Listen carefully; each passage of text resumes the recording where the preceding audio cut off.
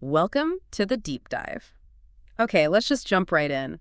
That really, really annoying belly fat. The kind that just hangs around no matter how much you watch your diet or how often you hit the gym. Uh-huh. It sounds familiar to a lot of people. Totally. And you're probably thinking, what am I doing wrong? What am I missing? You're definitely not alone in that. Absolutely. It's a super common frustration, and that's what we want to explore today, some of those, hidden reasons why that belly fat can be so stubborn.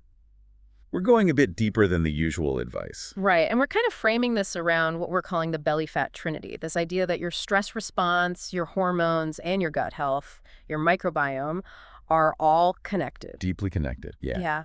It's fascinating how these three systems, which might seem separate, are constantly influencing each other. And understanding that interplay, that could really be the key you've been looking for. Okay, let's unpack that. First up, stress. Something we all know, but maybe not how directly it links to, well, belly fat. Exactly. Chronic stress is a big one. When you're stressed, your body goes into survival mode and releases cortisol. Right, the stress hormone. Yep.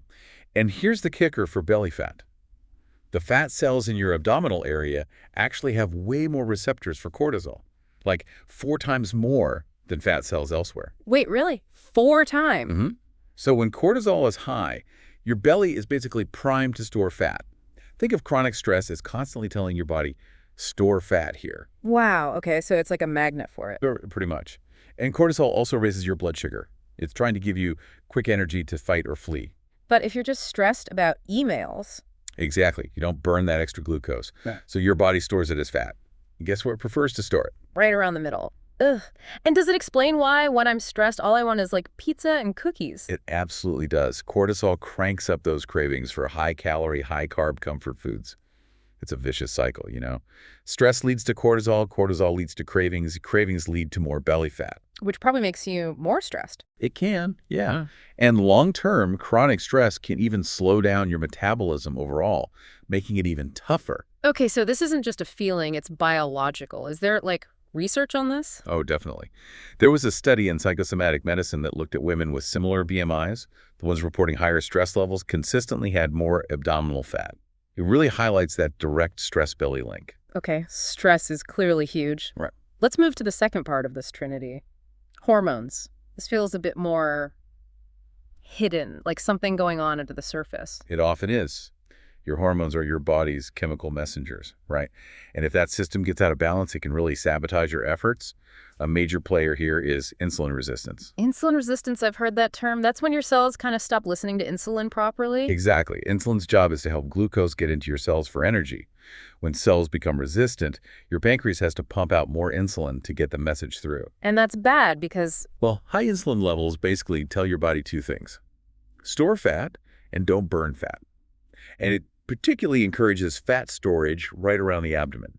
It shifts your body into fat storing mode, especially centrally. And is there proof linking that resistance directly to belly fat? Yep. Research, like a study in the Journal of Clinical Investigation, clearly connects insulin resistance to storing more visceral fat. Ah, visceral fat. That's the internal stuff, right? The unhealthy kind. That's the one. The fat around your organs, it's metabolically active, generates inflammation. It's not just about looks. It seriously impacts your health risks. Okay, definitely important. What about other hormones, like things that change as we age? That's a really key point. Sex hormones play a big role. For women, during perimenopause and menopause, estrogen levels fluctuate and often drop, which commonly leads to fat shifting towards the belly. Ah, the dreaded menopouch. Exactly. And for men, testosterone levels tend to decline with age, and lower testosterone is linked with increased abdominal fat, too. So even if your diet and exercise are consistent, these hormonal shifts can just change where the fat goes. Precisely. It can feel like the rules suddenly changed. And then there's the thyroid. Right, metabolism control center. Yep. Your thyroid regulates your metabolic rate. Even slightly underactive thyroid, or mild hypothyroidism, can slow things down, making weight gain easier, often around the middle. And sometimes it's subtle enough to go unnoticed for a while. Okay, wow. So stress, insulin, sex hormones, thyroid, a lot going on there. That brings us to the third part of the trinity, the gut microbiome. This feels like the newest frontier in understanding health. It really is. We're learning so much about the trillions of bacteria in our gut. They do way more than just digest food. They influence calorie extraction, metabolism, hormone balance, inflammation, even your appetite and cravings. It's Kind of mind-blowing. It really is. So how does an unhealthy gut contribute to belly fat specifically? Several ways, actually. First, an imbalance, sometimes called dysbiosis, can trigger chronic low-grade inflammation throughout your body. And inflammation is a known contributor to insulin resistance. Which we already know promotes belly fat. Okay, seeing the connections now. Exactly. Second, dysbiosis can lead to leaky gut, where the gut lining gets compromised. Toxins can then leak into the bloodstream, triggering more inflammation and fat storage.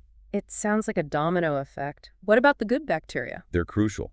Beneficial bacteria produce things called short-chain fatty acids. These actually help improve metabolism and reduce fat storage. So if you don't have enough of the good guys, you miss out on those benefits. And cravings. You mentioned cravings. Yes. Your gut microbes actually communicate with your brain and influence hunger and fullness hormones, like ghrelin and leptin. An imbalance can scramble those signals, making you feel hungrier or less satisfied, leading to overeating or craving certain foods. This is so interconnected. It really explains why just counting calories might not be enough for some people. And is there solid evidence linking gut bugs to belly fat? Oh, absolutely. Big studies, like one published in Nature, show clear correlations between specific gut bacteria patterns and abdominal obesity. Another one, in the New England Journal of Medicine, even found certain bacteria consistently linked to being lean or obese, regardless of diet and exercise. It's powerful stuff. Okay, this makes so much sense then. If stress, hormones, and gut health are all playing such big roles, just focusing on diet and exercise might miss the mark entirely. So how do we break this cycle? It sounds like we need a bigger picture approach. You absolutely nailed it. Because these systems are so interconnected, you really need a holistic approach that addresses all three pillars of the belly fat trinity. Right. So let's talk practical steps. Stress management first. We know cortisol is the enemy here. What helps? Things like mindfulness and meditation can be surprisingly powerful. Research shows regular meditation can actually lower cortisol levels, maybe by up to 20%. Sleep is huge, too. Getting that solid 7 and 9 hours helps regulate cortisol rhythms. Okay, sleep's non-negotiable then. Pretty much. And exercise needs balance. Too much high-intensity stuff can actually raise cortisol if you're already stressed. So mixing in restorative activities like yoga, tai chi, or just walking is really important. Gentle movement. Got it. And even simple deep breathing exercises. They can quickly activate your parasympathetic nervous system, your rest and digest system, and dial down that stress response. Those all sound doable. Now, what about tackling hormones? Seems trickier. It can be, and sometimes checking levels with a doctor is wise. But lifestyle matters a lot. Eating balanced meals, protein, healthy fats, fiber helps stabilize blood sugar and improve insulin sensitivity. So avoiding those big sugar spikes and crashes. Exactly. Some people find time-restricted eating or strategic fasting helpful too, but that needs careful consideration. Also, reducing exposure to endocrine disruptors, chemicals and plastics, some personal care products, processed foods can help. Little things like using glass containers instead of plastic. Good tip. Any supplements that can support hormone balance. Some basics like magnesium, vitamin D, and omega-3s are often supportive for overall hormonal health, but it's best tailored to individual needs. Okay, and then optimizing the gut. How do we nurture those microbes? Diet is king here. Variety is key aim for lots of different plant foods. Think 30+ different types a week if you can. Fruits, veggies, nuts, seeds, legumes. That feeds diverse good bacteria. 30 sounds like a lot, but doable if you mix it up. It is. And fermented foods, yogurt, kefir, sauerkraut, kimchi, they deliver beneficial bacteria directly. Plus, prebiotic fiber. Garlic, onions, leeks, asparagus, bananas. That's fuel for your good bugs. Food for the good guys. Exactly. And try to minimize gut irritants like excessive processed sugar, artificial sweeteners, some additives. They can disrupt that delicate balance. Okay, so it's really a multi-pronged attack. Calm the stress, balance the hormones, feed the gut. That's the essence of it. It's about creating an internal environment where your body doesn't feel the need to constantly store fat around your middle. Now, we see supplements marketed for weight loss all the time. Where might something fit in here, if at all? Yeah, it's important to be clear. Supplements are support, not magic bullets. They can't replace lifestyle changes. But you might see formulations designed to complement these efforts. For instance, something like Sumatra Slim Belly Tonic, conceptually, might aim to include ingredients that support stress response, perhaps help with metabolic function or insulin sensitivity, and foster gut health. So potentially targeting those trinity points. That would be the idea behind such a formulation, using herbs or adaptogens known traditionally or researched for supporting stress resilience, metabolic balance, or reducing inflammation, thereby supporting the body's natural equilibrium. But lifestyle is always foundation one. Got it. So for someone listening right now feeling like, okay, this resonates, what's the action plan? Where do they start? First, take an honest look at your stress. Seriously, what can you implement, even small things, starting today?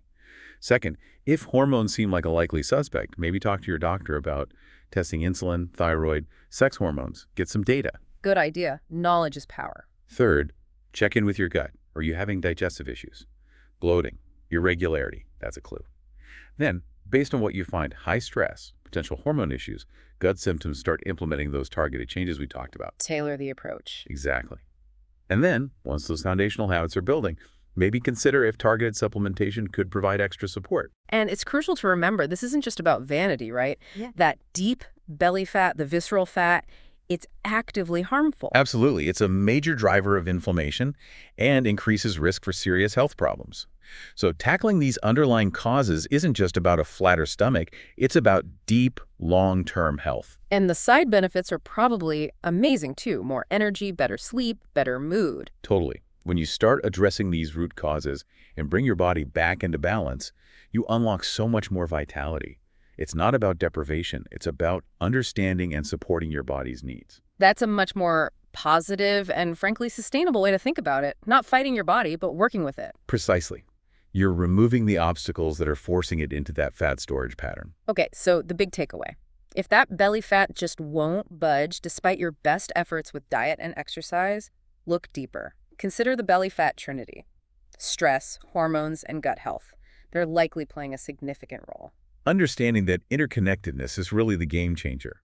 It empowers you to address the root causes, not just the symptom. So as we wrap up, maybe take a second to think. Which of these three areas, stress, hormones, or gut, feels like it might be the biggest factor for you? And what's one small thing you could do, maybe even today, to start gently nudging that system back towards balance? Explore it, maybe talk to a professional.